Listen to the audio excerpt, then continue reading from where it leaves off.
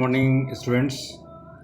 आज का हमारा टॉपिक है एयर रेफ्रिजरेशन साइकिल, वायु प्रशीतन चक्र। ये हमारा दूसरा टॉपिक है। पहले टॉपिक में हमने सिंपल रेफ्रिजरेशन की परिभाषा सुनी थी। मैंने रेफ्रिजरेशन की परिभाषा आपको बताई थी। उसके बाद रेफ्रिजरेशन मेथड डिस्कस किए थे और उसके पश्चात हमने रेफ्रिजरेशन की यूनिट के बारे में स्टडी किया था। और मैं आशा करता हूँ कि पिछले जो 6 लेक्चर हैं हमारे, उनमें से जो 2 लेक्चर हैं हमारे वो इंट्रोडक्शन से रिलेटेड थे और 4 लेक्चर में एक लेक्चर रेफ्रिजरेशन की परिभाषा से रिलेटेड था। दो लेक्चर जो थे वो मेथड्स के बारे में मैंने आपको बताया था और लास्ट वाला लेक्चर हमने यूनिट ऑफ रेफ्रिजरेशन के बारे में बताया था, जो कि होती है टन। तो आज हम ME 301 के अंतर्गत एयर रेफ्रिजरेशन साइकिल को स्टडी कर रहे हैं और ये सबसे पहला एक्सपेरिमेंट था जो कि हवा को काम में लेते हुए हमने एक रिवर्स साइकिल को एज्यूम करते हुए कूलिंग प्राप्त करने का प्रयास शुरू किया था। और इसमें हमने रेफ्रिजरेंट जो लिया था वो हवा को लिया था, इसीलिए इसको एयर रेफ्रिजरेशन साइकिल कहते हैं। हवा को रेफ्रिजरेंट लेते हुए, प्रशीतक लेते हुए हम पूरी साइकिल में कंप्रेस करते हैं, हीट रिजेक्शन करवाते हैं, एयर का एक्सपांसन करवाते हैं और फिर एयर से हीट रिजेक्ट एब्जॉर्ब करवाते हैं और उसके बाद कूलिंग प्राप्त करने की एक प्रैक्टिकल एजम्पशन इसमें लिया गया था। तो इस तरह से हम आज शुरू करते हैं एयर रेफ्रिजरेशन साइकिल। और ये जो साइकिल थी ये अर्लीस्ट मेथड था कूलिंग के लिए डेवलप किया था और आजकल ये ऑब्सोलेट हो गया है सेवरल ईयर से। और इसका जो रीज़न था वो था लो कोएफिशिएंट ऑफ परफॉर्मेंस। और जैसा कि आप जानते हैं COP के बारे में मैंने आपको एक ब्रीफ में परिभाषा बताई है, लेकिन हम यहाँ आप ये समझ सकते हैं ये एक दक्षता से रिलेटेड है। जो हमारी रेफ्रिजरेशन साइकिल काम करती है तो ये परफॉर्मेंस है, तो लोएस्ट परफॉर्मेंस हमें प्राप्त होता है, कूलिंग इतनी प्राप्त नहीं होती है। इसका ये ड्रॉबैक था, इसलिए ये ऑब्सोलेट हो गया। लेकिन चूंकि हमारे सिलेबस में शुरुआती मेथड है ये, इसलिए इसका डिस्कस करना बहुत ज़रूरी है। और इसका जो एप्लीकेशन बाद में शुरू हुआ था वो एयरक्राफ्ट एयर रेफ्रिजरेशन सिस्टम में इसका एप्लीकेशन शुरू हुआ था। और एयरक्राफ्ट में जो एयर कंडीशनिंग सिस्टम काम में लेते हैं, कूलिंग प्राप्त करते हैं, वो हम एयर को यूज़ करते हुए प्राप्त करते हैं। और इसका जो हवा का जो मेन बेनिफिट ये है कि इससे जो इक्विपमेंट डिज़ाइन करेंगे उसका वेट न्यूनतम होता है, हवा इजीली अवेलेबल है। जितने भी अनुसंधान हमारे साइंस के अंदर हुए वो हवा और पानी को बेस लेते हुए ही अनुसंधान शुरू हुए हैं। तो रेफ्रिजरेशन में भी हमने हवा को यूज़ करते हुए हमने अनुसंधान शुरू किया और हवा को प्राप्त करते हुए हमने एयर रेफ्रिजरेशन सिस्टम के बारे में सोचना शुरू किया। तो इसके जो कैरेक्टरिस्टिक हैं एयर रेफ्रिजरेशन सिस्टम के, वो ये है कि हवा पूरे सिस्टम में गैसियस फॉर्म में रहती है।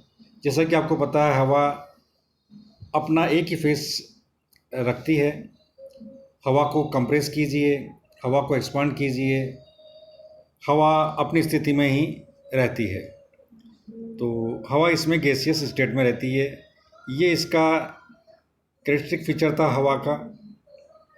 तो इसलिए हम हवा को काम में लेते हुए इस सिस्टम को स्टडी कर रहे हैं।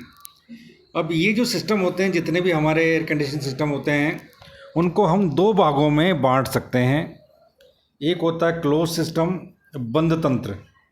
एक होता है ओपन सिस्टम, जिसको बोलते हैं खुला तंत्र। अब ये क्या होते हैं और ये कैसे काम करते हैं, इसके बारे में ब्रीफ में हमें जानना अत्यधिक आवश्यक है। तो क्लोज सिस्टम को बोलते हैं हम dense air machine. In this system the air refrigerant is contained within the piping or components or parts of the system at all times, and with refrigerator usually pressure is above atmospheric pressure। तो यहाँ पर यह है कि हवा close system के अंदर पूरे एक बार हवा को आपने फिक्स क्वांटिटी में अंदर ले लिया सिस्टम के अंदर, तो वही सर्कुलेट बार बार होती रहती है हवा। और इसको हम सिंपल शब्दों में कह सकते हैं कि ये क्लोज सिस्टम है। एक क्लोज सिस्टम जो होता है थर्मोडायनेमिक्स में, उसके फ़ायदे ये होते हैं, it can work at suction pressure higher than atmospheric.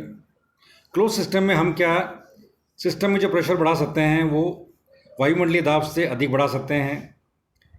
This reduces the volume handled by the compressor and expander. चूँकि एक फ़िक्स क्वांटिटी में आप एयर को काम में ले रहे हैं, तो यहाँ पर क्या, कंप्रेसर और एक्सपांडर, हम जो जनरली दो कंपोनेंट इसमें काम में लेते हैं, हवा कंप्रेस करते हैं उसको बोलते हैं कंप्रेसर, हवा जिसमें एक्सपांड होती है उसको बोलते हैं एक्सपांडर। तो ये इनका साइज जो है कम हो जाता है। क्लोज सिस्टम का ये एक फ़ायदा है। दूसरा जो फ़ायदा है वो है operating pressure ratio can be reduced. इसमें जो ऑपरेटिंग दाब का जो अनुपात है वो कम किया जा सकता है, और जिसका रिजल्ट ये होता है कि हमें हाई COP प्राप्त होती है। तो ये क्लोज सिस्टम के बारे में एक ब्रीफ सिस्टम है, और मैंने बता दिया कि क्लोज सिस्टम में एक पर्टिकुलर क्वांटिटी में आपने एयर को लिया है और वो हर कंपोनेंट में सर्कुलेट होती रहती है। तो इस तरह से हम क्लोज सिस्टम का एक ब्रीफ आइडिया इसमें लिया है। इसी तरह ओपन सिस्टम जो होता है उसको समझते हैं कि ओपन सिस्टम में क्या होता है। In this system the refrigerator is replaced by the actual space to be cooled.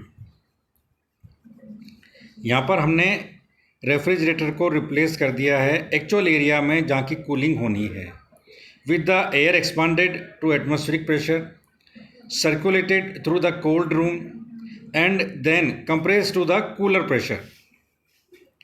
The pressure of operation in this system is inherently limited to operation at atmospheric pressure in the refrigerator. In this system, refrigeration is obtained by 3 basic steps. अब जो open system होते हैं उनके अंदर refrigeration जो प्राप्त करते हैं उनमें हम मेनली 3 बेसिक स्टेप्स होते हैं जिनको हम फॉलो करते हैं। वो है compression, cooling and expansion. These are accompanied by extraction of work. The air after expansion is directly led to the conditioned space. It is therefore necessary that air can be expanded to 1 atmospheric pressure. This requires larger volumes to be handled. Notwithstanding this, the size of the compressor and expander nowadays are not affected significantly, since both of them are turbo type. This system therefore has an advantage over closed system in respect that it does not require a heat exchange for refrigeration process. This serves the weight and cost of the equipment. तो close system और open system, तो हमारा जो open system है ये ही हम generally follow करते हैं। और दूसरे शब्दों में आप ये भी समझ सकते हैं कि ओपन सिस्टम में कूल्ड एयर जिस स्थान को ठंडा करना है उसके डायरेक्टली संपर्क में आती है। हमें अपने रूम को ठंडा करना है, ठंडी हवा जब गर्म हवा से मिलेगी तो धीरे धीरे तापमान कम होना शुरू होता है। यदि हवा पाइपलाइन के थ्रू ही ठंडी हवा मूव करती जाती है तो उसका रिजल्ट ये होगा कि पाइपलाइन का जो आउटर एरिया है जिसका तापमान न्यूनतम है उसके आसपास गर्म हवा जो है वो उसकी जो हीट को कॉन्टेक्ट वाली सरफेसेस से हीट को एब्जॉर्ब करके वहाँ धीरे धीरे तापमान कम होना शुरू होता है। तो यहाँ पर मैं डिटेल में आगे और बताऊँगा आपको, जो बटन साइकिल बताऊँगा तो उसमें बताऊँगा कि क्लोज्ड और ओपन साइकिल का एग्जैक्ट डायग्राम के द्वारा आपको बताने का प्रयास करूँगा। आज हम सिंपल एयर रेफ्रिजरेशन सिस्टम को डिस्कस कर रहे हैं। हवा को रेफ्रिजरेंट के रूप में काम में लिया और हमने ये ज्ञात किया कि हवा की COP कम होती है। ओपन है तो क्या होगा, क्लोज है तो क्या होगा, और कैसे हम प्रोसेस को फॉलो करते हैं। अब क्लोज सिस्टम जो होता है उसके फ़ायदे ओपन सिस्टम के बजाय क्या हैं, क्लोज सिस्टम में सक्शन टू कंप्रेसर में be at higher pressure, the sizes of expander and compressor can be kept within reasonable limits by using dense air. तो यहाँ पर डेंस एयर अगर काम में लें हम, जो कि कंप्रेस्ड एयर है, डेंसिटी जिसकी ज़्यादा है, तो उसको अगर यूज़ लेंगे तो हमारा जो साइज़ है कंप्रेसर का और एक्सपांडर का, वो एक रीजनेबल लिमिट में हम ले सकते हैं। In open air system, air picks up moisture from the products keep in the refrigerated chamber. अगर हम ओपन सिस्टम रखेंगे तो ठंडी हवा डायरेक्ट प्रोडक्ट के संपर्क में आएगी, और जब प्रोडक्ट के संपर्क में आएगी तो प्रोडक्ट की जो मॉइस्चर निकल रही है, जो गर्म है, हायर तापमान पर है, वो मॉइस्चर हमारे चैम्बर में आ जाएगी। और ये मॉइस्चर जब लो टेम्परेचर रीजन से गुजरेगी तो यहाँ पर क्या होगा, ये ट्रैप हो जाएंगी और ये फ्रीज हो सकती है मॉइस्चर, और जिससे कि वाल्व चोक हो सकते हैं।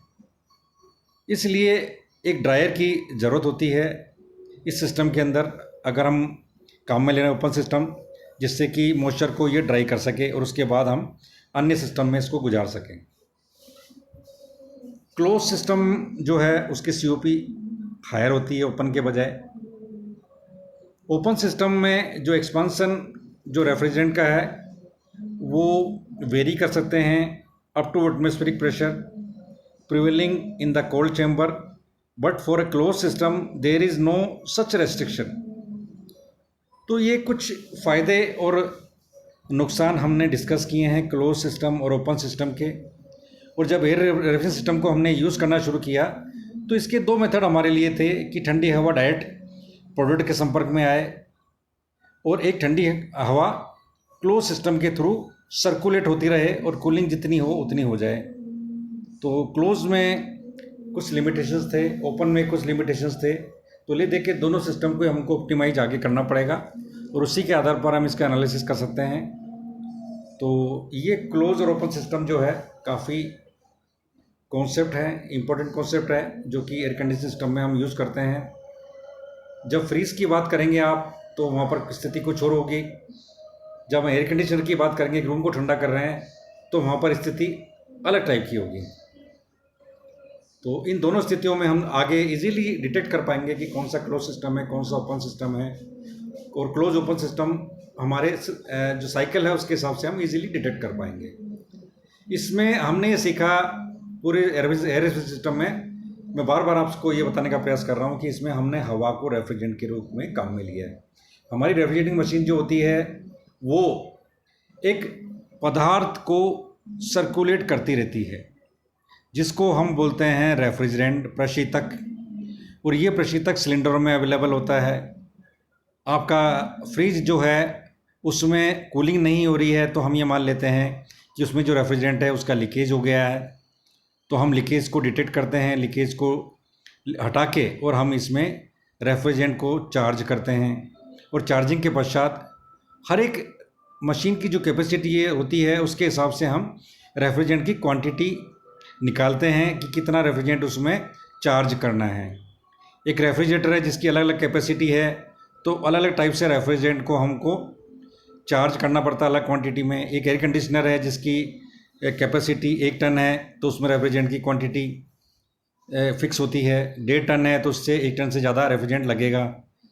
2 टन का एयर कंडीशनर है तो उसमें रेफ्रिजरेंट की क्वांटिटी कुछ और होगी। तो ये सारे सिस्टम जो हैं ये इस सिस्टम को फॉलो करते रहते हैं, और हमारी जितनी बड़ी रेफ्रिजरेटिंग मशीन है उतना ही रेफ्रिजरेंट उसमें यूज़ होता है। हमारी मशीन का ड्रॉबैक ये है कि वो पाइप के थ्रू रेफ्रिजरेंट फ्लो होता रहता है, अलग अलग कंपोनेंट में जाता है, और फ्लो होते होते सर्कुलेट होते होते कितनी बार ये होता है कि रेफ्रिजरेंट धीरे धीरे लीकेज होना शुरू हो जाता है, और फाइनली हमारी जो रेफ्रिजरेंट की क्वांटिटी जितनी सर्कुलेट होनी चाहिए एक पर्टिकुलर पॉइंट पर फिक्स क्वांटिटी में, वो नहीं हो पाती और हमारी मशीन की कूलिंग कम हो जाती है। तो आगे आपको बताएंगे कि हवा चूँकि यूज़ किया तो इसकी COP कम थी, तो हवा को हमने ऑब्सोलेट कर दिया और हमने एक आर्टिफिशियल रेफ्रिजरेंट बनाया, और वो रेफ्रिजरेंट को हमने काम में लेते हुए कूलिंग प्राप्त की।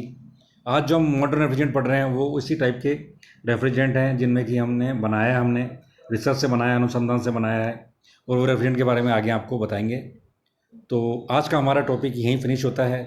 ये आपके सिलेबस का 2.1 टॉपिक है जिसका टाइटल था एयर रेफ्रिजरेशन सिस्टम, वायु प्रशीतन चक्र, जिसके बारे में मैंने आपको बताया। Thank you.